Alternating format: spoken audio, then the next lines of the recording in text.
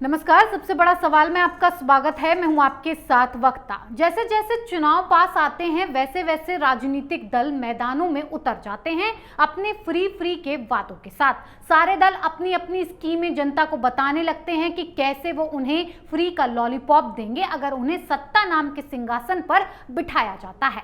लेकिन चुनाव आयोग ने सिंहासन तक पहुंचने के लिए क्वालिफिकेशन टफ कर दी है। चुनाव आयोग ने सभी राजनीतिक दलों को एक चिट्ठी लिखी है जिसमें ये साफ कहा है कि खोखले वादे न करें और अगर करें तो उसकी जिम्मेदारी लें। बड़ा सवाल, क्या आयोग के इस फरमान को माना जाएगा?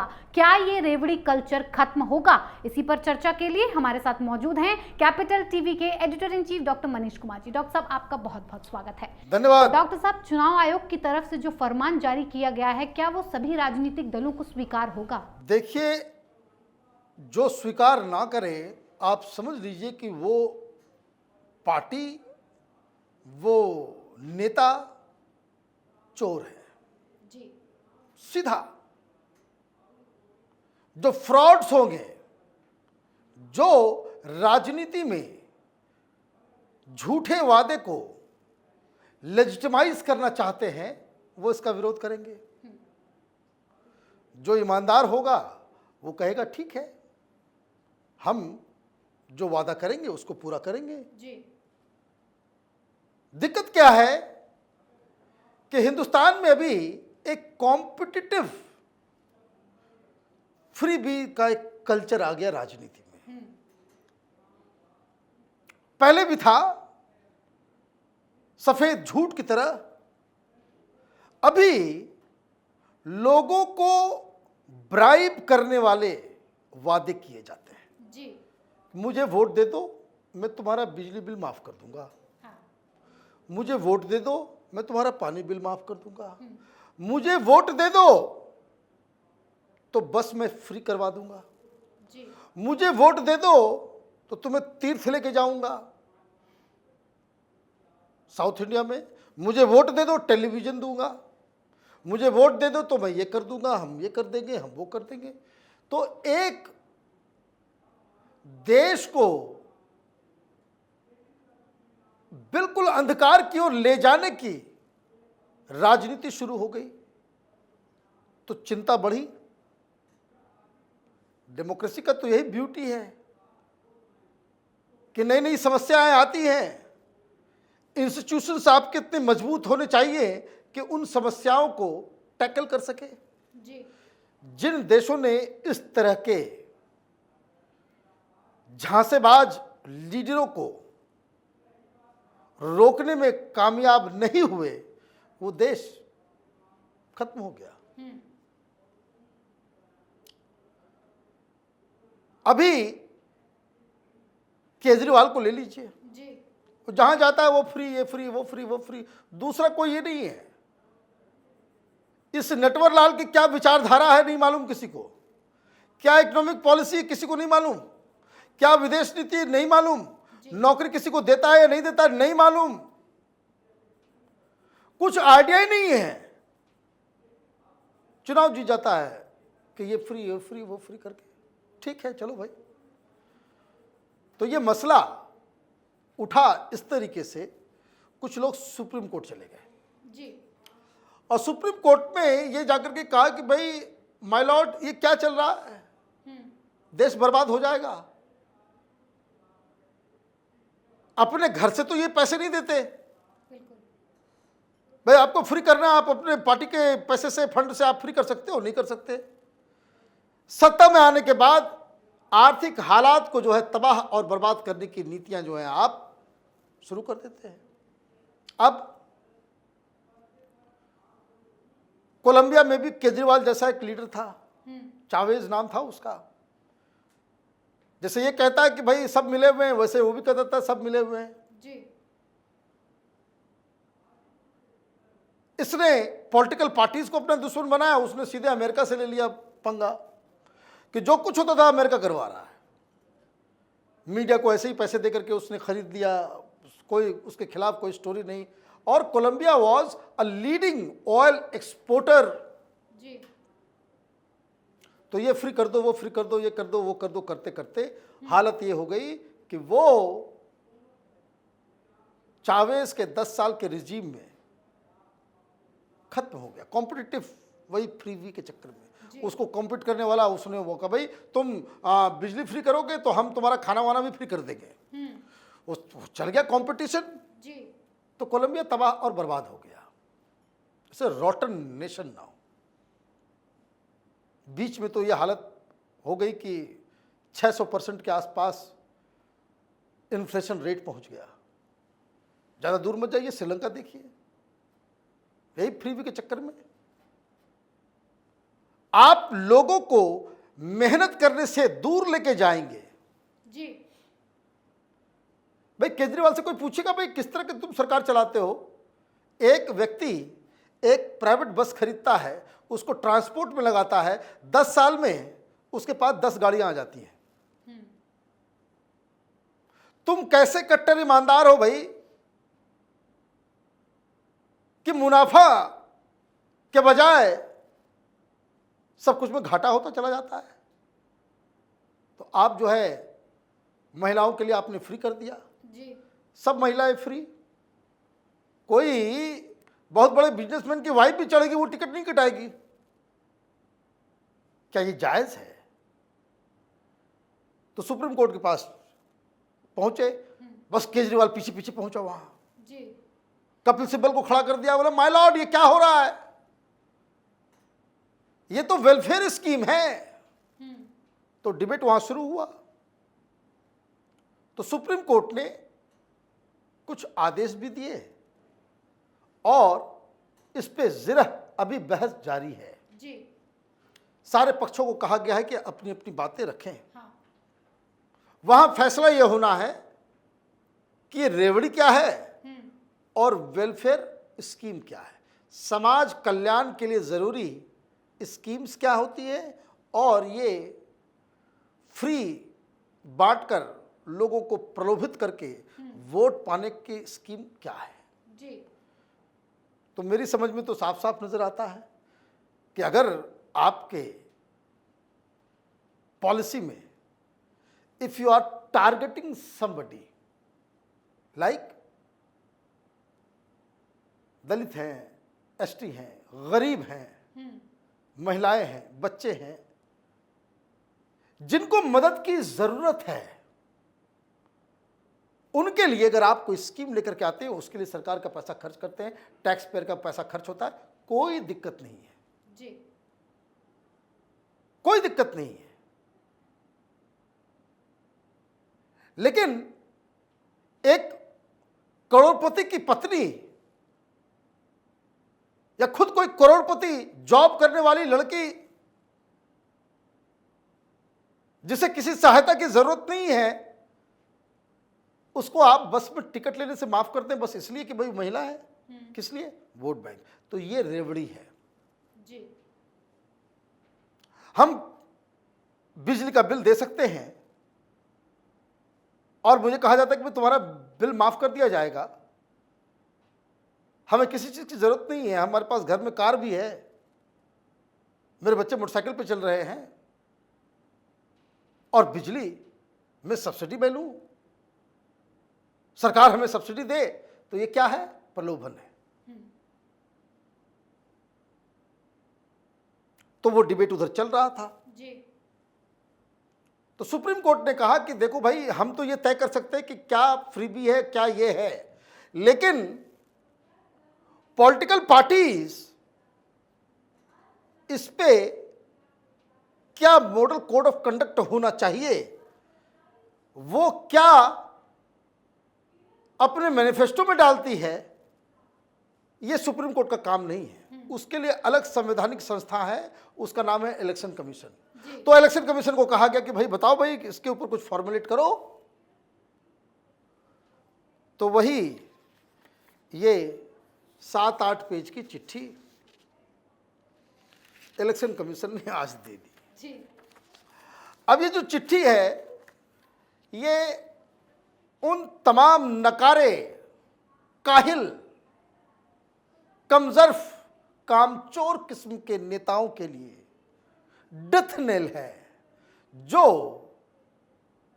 फ्री बीज के नाम पे धंधा करना चाहते हैं। बहुत रेयर हिंदुस्तान में सरकारें आती हैं जो ईमानदार होती हैं। जी। ईमानदारी के नाम पे ही लोगों ने केजरीवाल को वोट दिया था। अब देखिए बिजली घोटाला भी निकल आया, तो बस घोटाला निकल आया, तो शराब में भी घोटाला, तो स्कूल में भी घोटाला, कोई डिपार्टमेंट ही नहीं बचा। जी। चुनाव क्यों जीत जाता है? तो यही फ्रीबी, तो इसलिए कपिल सिब्बल को लगाया। और मैं आपको बता दूं, ये आगे चलकर एक मुद्दा बनेगा कि कपिल सिब्बल तो लाखों लाख रुपए लेते हैं पेड़ होने का, तो ये दिल्ली सरकार के अकाउंट से जा रहा है या आम आदमी पार्टी के अकाउंट से जा रहा है, ये भी तय होना जरूरी है। जी। सरकार थोड़ी जाएगी कोर्ट में। तो इलेक्शन कमीशन ने कहा कि देखिए, जो 2015 के कानून के तहत जो हमने बनाया मॉडल कोड ऑफ कंडक्ट, उसको और मजबूती प्रदान करने के लिए हम उसमें कुछ एडिशन कर रहे हैं। जी। मतलब ये मॉडल कोड ऑफ कंडक्ट का हिस्सा है। तो आपने जो सवाल किया कि क्या पॉलिटिकल पार्टी मानेगी, उनको मानना पड़ेगा, नहीं तो उनको इलेक्शन से बाहर भी किया जा सकता है। जी। मॉडल कोड ऑफ कंडक्ट का उल्लंघन नाकाबिले बर्दाश्त है, इसलिए ये तो लागू होगा।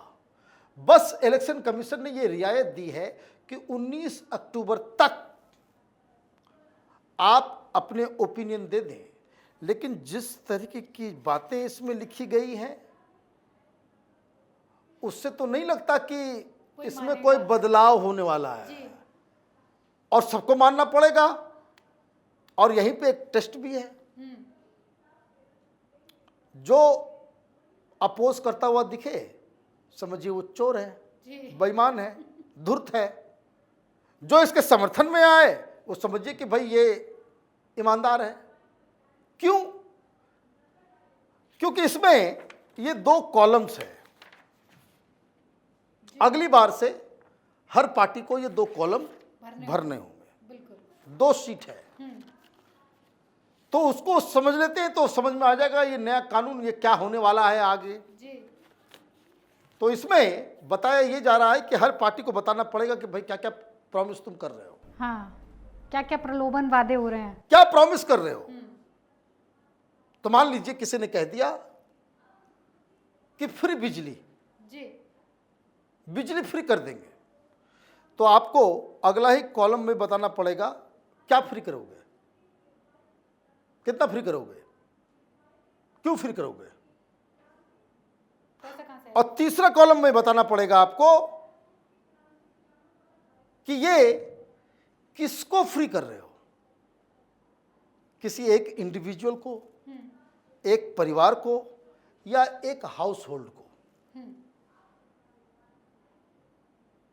बिजली फ्री कर रहे हो तो ये लिखा जाएगा भाई परिवार को करेंगे, एक हाउस होल्ड को करेंगे, जहां जहां मीटर लगा रहेगा जिसके इसके नाम से बिल आता है उसको करेंगे।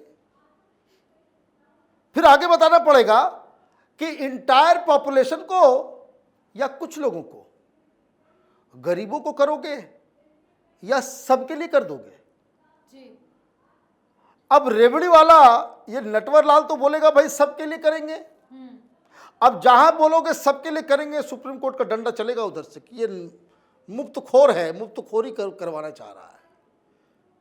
अगर आप ये कहोगे कि नहीं, जो बीपीएल के नीचे हैं, जिनकी आय 100 रुपए पर डे से कम है, उनके लिए ये व्यवस्था है, तो ये इमीडिएटली क्या हो जाएगा, सोशल स्कीम में आ जाएगा, जी, वेलफेयर स्कीम माना जाएगा। लेकिन केजरीवाल यहीं पे तो पकड़ा जाएगा, क्योंकि ये स्कीम वो बताएगा कि सिर्फ बीपीएल के लोग हैं, तो मिडिल क्लास वाले बोलेंगे कि भाई हमारे लिए क्या है, हम क्यों वोट करें, हम क्यों वोट करें। ये तो सारे जिसको कहते हैं कि कारपेट बॉम्बिंग करता है कि भाई ये कर देंगे वो कर देंगे, तो अब ये बताना पड़ेगा। अब तुमने कुछ घोषणा की तो ये भी बताना पड़ेगा कि नंबर ऑफ बेनिफिशियरीज कितने हैं, कितने लोगों को तुम बेनिफिट दोगे। अब जहां तुम बोल रहे हो भाई सबके लिए है, तो पूरा पॉपुलेशन आ जाएगा। अब देखिए गड्ढा में फंसा, गड्ढे में फंस गया ये। जो कोई इस तरह का पॉलिसी लेकर के आएगा वो गड्ढे में चला गया। क्यों? क्योंकि अगला उसको बताना पड़ेगा कि लाइकली एक्सपेंडिचर पर बेनिफिशियरी, कि जिन जिन लोगों को तुम दोगे तो हर व्यक्ति को कितना मुनाफा होगा उससे, जी, सरकार के खजाने से उसके जेब तक कितना पैसा जाएगा, जी, ये बताना पड़ेगा। फिर अगला गड्ढा कि टोटल ये कितना सरकार के ऊपर एक्स्ट्रा बर्डन बनेगा। ठीक, अब ये तो जो आपने प्रॉमिस किया उसके बारे में बताया, जी, तो ये गड्ढा था। अगला फॉर्म जो है वो खाई है। क्यों?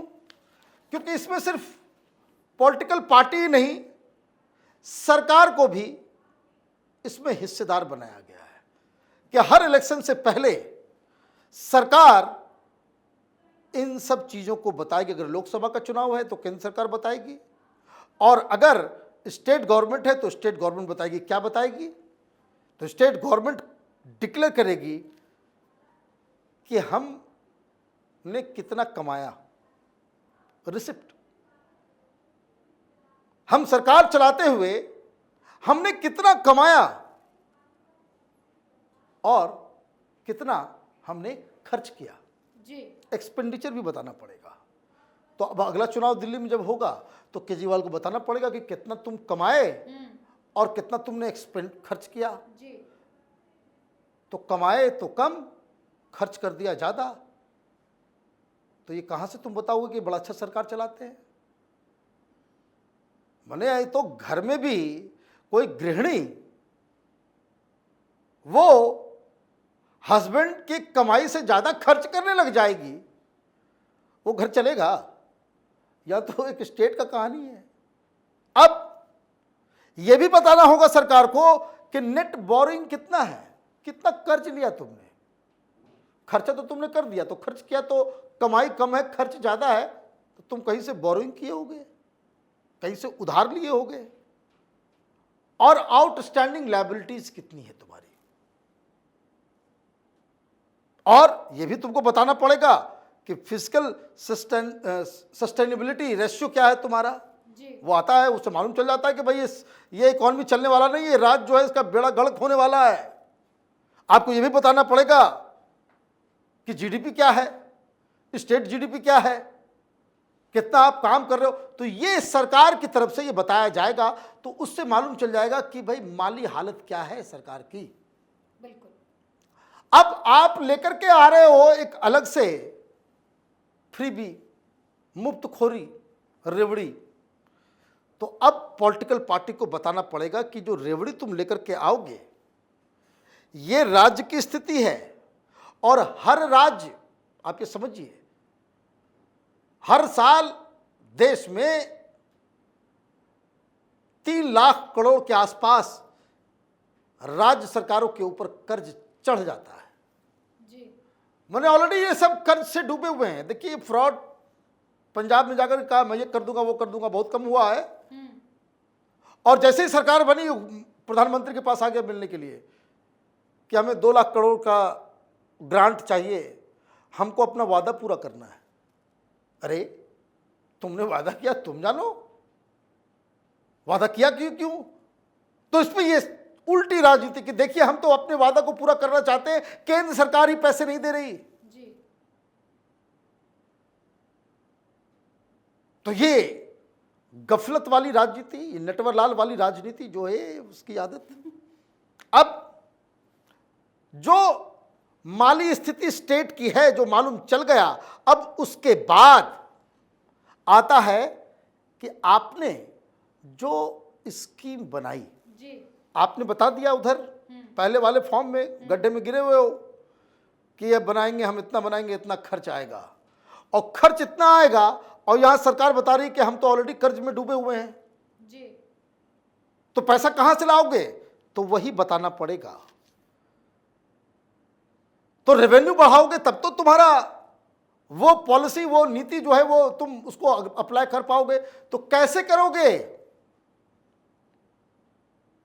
टैक्स बढ़ाओगे, माने जनता का ही माल को लूटो और वापस दूसरे चैनल में डाल करके जनता को दे दो, या फिर नए टैक्स लगाओगे, या फिर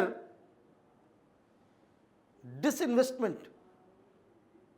लालू यादव थे, वो पटना जंक्शन ही बेच दिया था, गिरवी रख दिया था जी। इस तरह की कहानी सुनते हैं। तो क्या गिरवी रखोगे? उससे जो पैसा आएगा उससे तुम फ्री बिजली फ्री पानी करोगे? ये बताना पड़ेगा। अभी दिल्ली में क्या हुआ? ये फ्री बिजली फ्री पानी, लेडीज को बस फ्री, इस तरह का जो फ्री बीज इसने दिया, पिछले 10 साल से एक भी बस खरीद नहीं पाया ये लोग, घाटे में चला गया पूरा डिपार्टमेंट। जल बोर्ड घाटे में, एक जगह नया पाइपलाइन कहीं कॉलोनी में नहीं डाली गई। 550 से ऐसे कॉलोनीज हैं दिल्ली के अंदर में जहां पाइप तक नहीं बिछा है। इसका कोई जवाब देगा?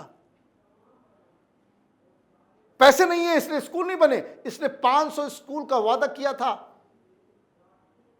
तो उसमें तो झांसा देके निकल गया। अभी तो फंस जाएगा, अभी तो फंस जाएगा। तो ये पैसे कहां से लेकर के आओगे? कर्ज लोगे, क्या करोगे? तो कहने का मतलब यह है कि और अगर इसमें आपने गलत इंफॉर्मेशन दिया तो आपके ऊपर कार्रवाई होगी। लेकिन डॉक्टर साहब, उन नेताओं का क्या होगा जिनकी राजनीति ही फ्री रेवड़ियों पर टिकी हुई है? गया, आपने देखा 15 अगस्त को पतंग उड़ा रहे थे, इलेक्शन कमीशन की पतंग ने काट दी। अब ये जो है टगरते बगड़ते हुए कहीं जाकर के किसी के छत पे लटके हुए रहेंगे। केजरीवाल बड़े गुस्से में है जी कि भाई ये क्या, ये तो गुजरात में जाकर के अब क्या बोलेंगे। और ये भी कि ये सारी बातें मुंह पे नहीं, लिख करके देना है, बाद में मुकर नहीं सकते। ये एलजी का दफ्तर नहीं है कि अंडर सेक्रेटरी से जो है साइन करवा करके फाइल भेज दोगे।